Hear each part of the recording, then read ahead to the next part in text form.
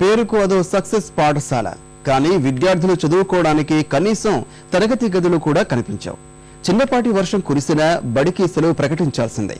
విద్యా సమరాల్లో సుమారు 70,000 మంది విద్యార్థుల్ని కొత్తగా చేర్చుకున్నామని ఘనంగా చెప్పుకునే నల్గొండ జిల్లాలో ఓ సక్సెస్ పాఠశాల దుస్థితి ఇది.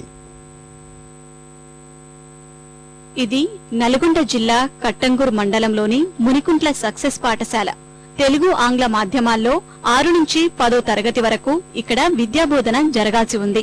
కానీ కేవలం 2 గదులే ఉండడంతో 6-7 తరగతులు మాత్రమే నిర్వహిస్తున్నారు. 150 మంది విద్యార్థులు ఉన్న ఈ విద్యాలయంలో పాఠాలు కూడా చెట్ల కిందే. ఆరుబయటే విద్యాబోధనతో వాన పడిందంటే చాలు బడికి సెలవు ప్రకటించాల్సిన పరిస్థితి.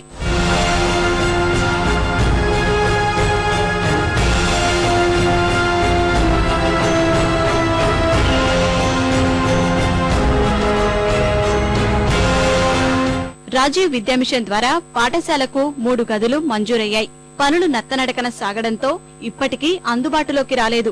ఇక మౌలిక వసతుల విషయానికి వస్తే ఈ విద్యాలయం అసౌకర్యాల నిలయంగా మారింది. నీటి వసతి లేక మూత్రశాలలు, మరుగుదొడ్లు మూతపడ్డాయి. ఉపాధ్యాయునులు, బాలికలు తీవ్ర ఇబ్బందులు పడుతున్నారు. అమ్మాయిలకు నీళ్ల వసతులు లేవు, బాత్రూమ్స్ లేవు, చాలా ఇబ్బందులు పడుతున్నారు. ఇక్కడ ఇంగ్లీష్ మీడియం చదువుకోవాలంటే రూములు లేవు. సార్లు చెట్ల కింద చెప్తుండ్రు.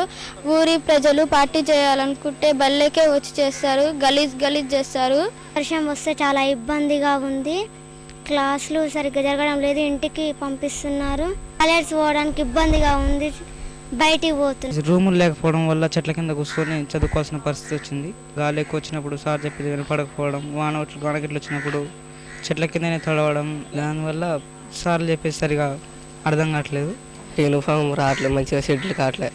గవర్నమెంట్ ఇచ్చింది, మా తమ్ములో సరిపోయేట వస్తున్నాయి. గొండీలు తొడగానే శనిపోతున్నాయి, పలిగిపోతున్నాయి.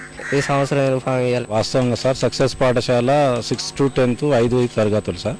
అంటే 5 గదులు 10 గదులు ఉండాలి సార్ ఖచ్చితంగా. వాస్తవానికి 2 గదులే పక్కా గదులు ఉన్నాయి సార్. మౌలిక వసతులు కల్పిస్తామని ప్రభుత్వం ప్రతి సంవత్సరం చెప్తుంది, కానీ ఎక్కడ వేసిన గొంగళ అక్కడ అన్నట్లు ఉంది. పిల్లల సమస్యలు మాత్రం తీరటం లేదు. పాఠశాలకు ప్రహరీ లేక సెలవు రోజుల్లో మద్యపానం, విందులు, వినోదాలకు అడ్డాగా మారుతోంది. వనభోజనాల్లా మారిన మధ్యాహ్న భోజనం వండేందుకు కార్మికులు అవస్థలు పడుతున్నారు.